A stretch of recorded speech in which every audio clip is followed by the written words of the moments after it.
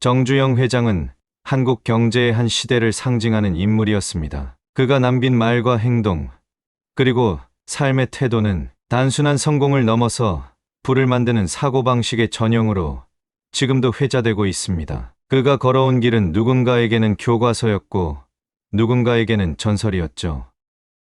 하지만 그의 부의 비결은 그렇게 신비롭거나 거창하지 않았습니다. 결국 태도와 선택, 그리고 멈추지 않는 실행력이 핵심이었습니다. 오늘은 정주영 회장의 부의 비결 5가지를 통해 우리가 지금 어떤 자세로 살아가야 하는지를 함께 짚어보려 합니다. 시대는 변했지만 사람의 본질과 성공의 뿌리는 변하지 않았습니다. 그의 철학은 지금 이 순간에도 유효한 가르침입니다. 지금 나의 현실이 아무리 달라 보여도 그 안에서 선택할 수 있는 태도는 언제든 새로워질 수 있습니다. 구독, 좋아요와 함께 부의 비결 지금부터 시작합니다. 첫 번째, 안 된다는 말을 거부한 사고방식 해봤어? 정주영 회장을 상징하는 단어는 단연 해봤어? 였습니다. 이 말은 단순한 도전 정신을 넘어서 불가능에 대한 사고 자체를 바꾸는 힘이 있습니다. 그는 안 돼요라는 말을 들으면 바로 해봤어? 라고 되물었습니다. 시도조차 해보지 않고 판단하는 태도에 대해 근본적으로 거부감을 가졌던 거죠. 그는 어떤 상황에서도 가능성을 먼저 보았습니다. 누군가는 이건 무리다, 이건 위험하다고 말할 때 그는 그럼에도 해보자고 말했습니다. 이건 단순히 무모함이 아니라 생각의 기준 자체가 다르다는 뜻이기도 했습니다. 안 될 이유보다 될 수 있는 조건을 먼저 찾았고, 그래서 누구보다 빠르게 시도할 수 있었습니다. 정주영의 사고방식은 결국 시도하는 사람만이 기회를 가질 수 있다는 원리를 그대로 보여주고 있습니다. 문제 앞에서 먼저 멈추는 것이 아니라 발을 들여놓고 해보는 사람. 그게 정주영 회장의 진짜 부의 비결입니다. 두 번째, 실패해도 다시 일어나는 추진력, 멈추지 않는 사람.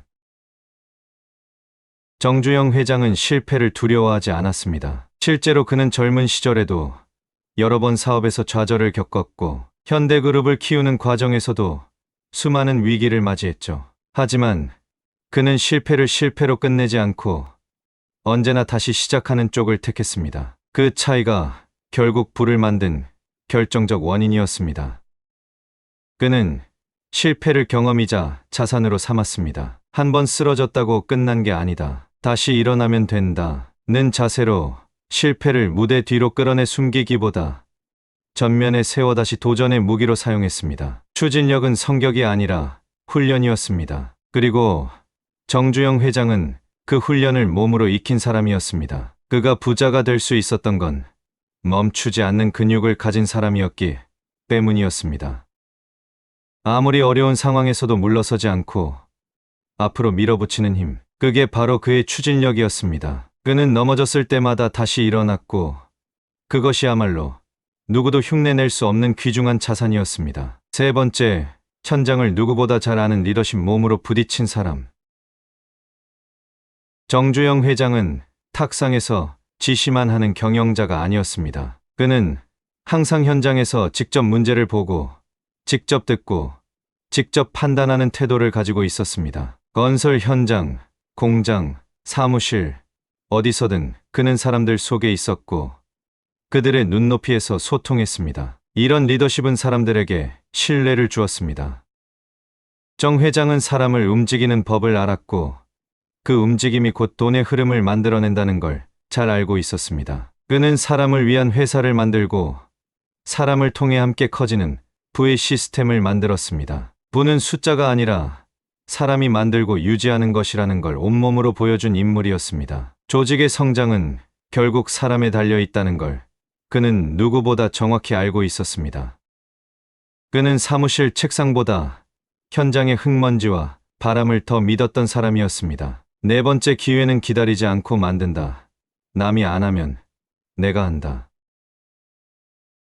정주영 회장은 항상 말했습니다. 남이 하지 않는 걸 해야 한다. 그게 기회다. 그는 기회란 기다리는 것이 아니라 스스로 만들어야 하는 것이라고 확신했습니다. 경부고속도로, 중동건설 진출, 선박산업 진출 등 그의 대표적인 사업들은 모두 당신 무모한 시도로 여겨졌습니다. 그는 그런 무모함을 두려워하지 않았습니다.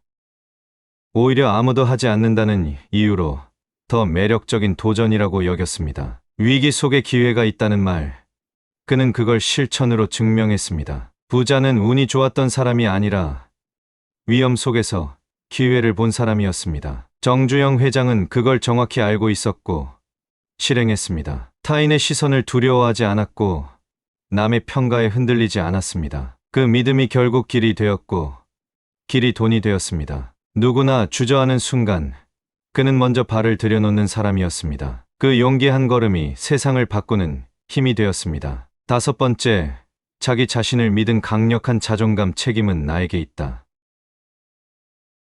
정주영 회장은 누군가를 탓하지 않았습니다. 환경, 국가, 시대를 탓하지 않았습니다. 그는 언제나 이건 내가 책임질 일이다라고 말했습니다. 그 한마디에서 오는 무게가 있었고 사람들은 그에게 마음을 주었습니다. 자기 자신을 믿는 사람, 자신이 한 선택에 책임지는 사람, 그런 사람이 결국 복을 부를 수 있었던 것이겠죠.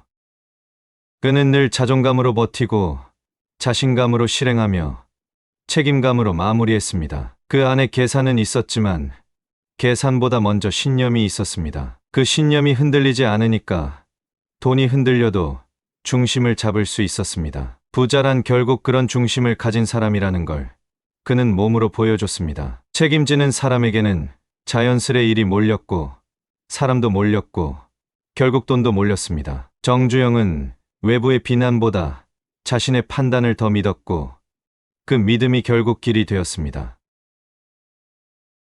정주영 회장의 부의 비결을 살펴보았습니다. 정주영 회장의 부는 단순히 돈이 많았다는 의미를 넘어섭니다. 그는 돈을 다루는 방식, 기회를 보는 눈, 그리고 삶을 대하는 태도 전체가 투자의 철학을 가지고 있었습니다. 그는 말보다 행동이 앞섰고 생각보다 실행이 먼저였습니다. 성공의 결과가 아니라 그가 만든 흐름과 태도에서 우리는 지금도 많은 것을 배울 수 있습니다.